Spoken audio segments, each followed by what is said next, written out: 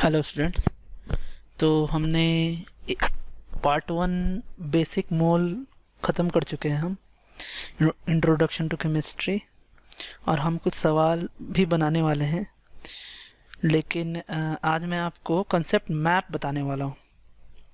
हम क्या करेंगे कि हम कंसेप्ट मैप पढ़ेंगे, और नेक्स्ट वीडियो लेक्चर में, जो कि मैं कल बनाने वाला हूँ, कल ही वो अपलोड होगा, वो वीडियो में मैं आपको कुछ प्रॉब्लम्स दूंगा और वो प्रॉब्लम्स मैं सॉल्व भी करूंगा आपके लिए। तो पहले आप वो प्रॉब्लम्स लिखेंगे, फिर मैं उसको सॉल्व कर दूंगा।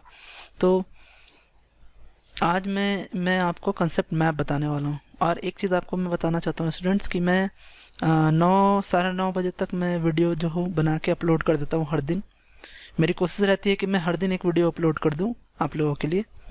तो आप 9 साढ़े 9 बजे तक आप चेक कर सकते हो कि हाँ वीडियो मैंने डाला है या नहीं। मतलब मैं हर दिन एक कर ही देता हूँ आपके लिए। तो देखिए कंसेप्ट मैप्स क्या है, मोल क्या है। तो मोल को हम किस तरीके से हम डिफाइन करते हैं, क्या क्या फार्मूलाज हैं। तो मोल को हम एज अ पार्टिकल्स देखें अगर, तो पार्टिकल्स में हम बात करते हैं क्या कि वन मोल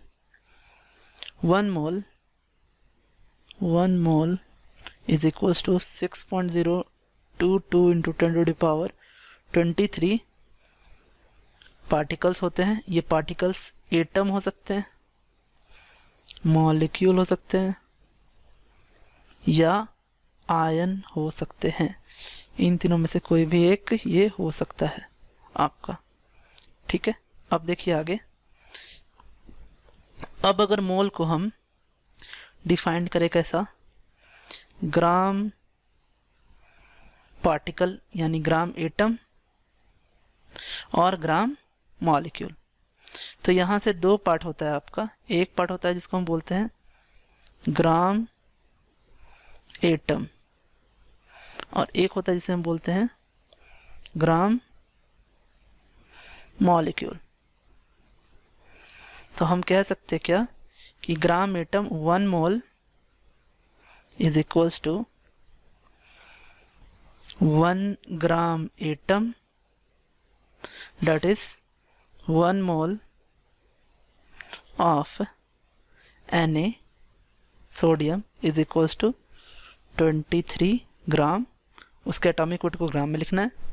उसी तरह 1 mole of any compound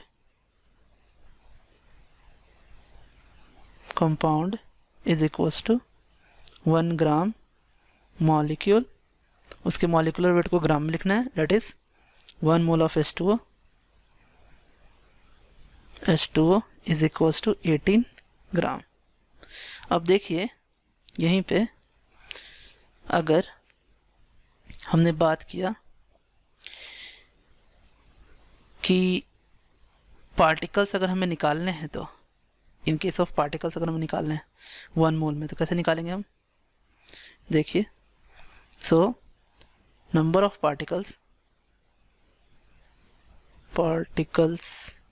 is equals to number of moles n into Na। n क्या है, number of moles, और Na क्या है, Na आप जानते हो क्या, एवोगाड्रोस नंबर।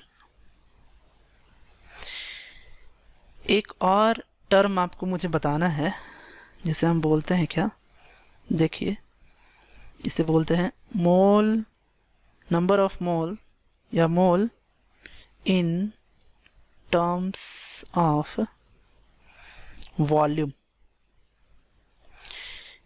इसको समझने के लिए हमें एक लॉ समझना होगा जिसे हम बोलते हैं क्या, एवोगाड्रोस लॉ। इन्होंने एक एक्सपेरिमेंट किया और एक्सपेरिमेंट करके बताया क्या, देखिए इन्होंने बताया कि अगर हमने एक कंटेनर, 2 कंटेनर लिया और इन दोनों कंटेनर के टेम्परेचर और प्रेशर दोनों ही क्या हैं, सेम है, सेम टेम्परेचर प्रेशर पर रखा गया है और वॉल्यूम भी सेम है, तो इसमें रखा हुआ गैस, मान लीजिए इसमें N2 N2 N2 N2 और N2 है, और इसमें रखा हुआ gas O2 O2 O2 O2 O2 है, तो उस केस में नंबर ऑफ क्या होगा कि number of particle of N2 is equals to number of particle of क्या हो जाएगा, O2 हो जाएगा। कहने का मतलब कि अगर हम जो वॉल्यूम सेम है इसका, तो वो वॉल्यूम जो है वो आपका डायरेक्टली प्रोपोर्शनल किसके होता है, नंबर ऑफ पार्टिकल्स के होता है। तो इसलिए हम क्या करेंगे कि अगर नंबर ऑफ पार्टिकल्स को हम नंबर ऑफ मोल में क्या कर दें, कन्वर्ट कर दें, मतलब नंबर ऑफ पार्टिकल्स को और हमने डिवाइड किया किससे, Na से, तो हम ये भी लिख सकते हैं कि volume is directly proportional to number of moles. ये फार्मूला मैंने आपको पहले भी पढ़ाया है, ये वाला फार्मूला आप देखिए। जो पहला फार्मूला मैंने पढ़ाया था mole in terms of particles, उसमें मैंने आपको बताया था कि number of moles is equals to number of particles upon Avogadro's number. तो volume is directly proportional to number of moles when temperature and pressure are constant। मतलब ना ही हम टेम्परेचर को चेंज कर रहे हैं, ना ही हम प्रेशर को चेंज कर रहे हैं।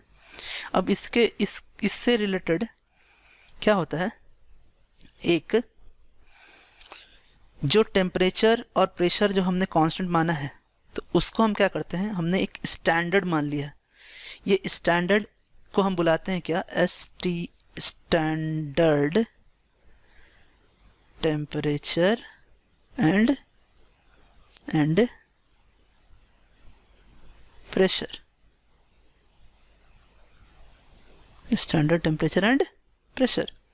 तो ये जो STP है, ये STP हमने डिफाइन क्या किया है, T इक्वल्स टू 273 केल्विन और pressure is equals to 180 m। इसको हम अगर चेंज करते हैं यानी 0 डिग्री सेंटीग्रेड और 180 m इज इक्वल्स टू कितना होता है, 760 mm ऑफ Hg भी होता है।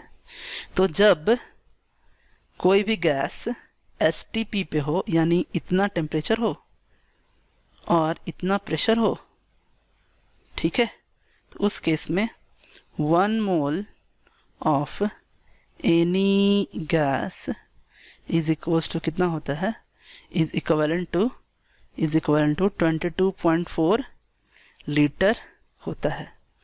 यानी इसका कहने का मतलब, देखिए मैं आपको बताता हूँ, इसका कहने का मतलब ये हो रहा है कि 1 mole of H2 is H2 at STP is equals to 22.4 litre. उसी तरह क्या कि 1 mole of O2 at STP is equals to 22.4 litre.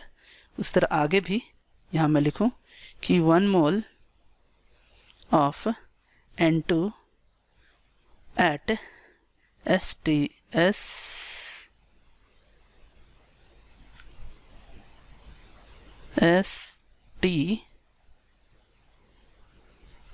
is equivalent to 22.4 litre. तो ये आपका होता है, ये हमने आज देखा। तो आज के लिए इतना students, thanks, have a nice day.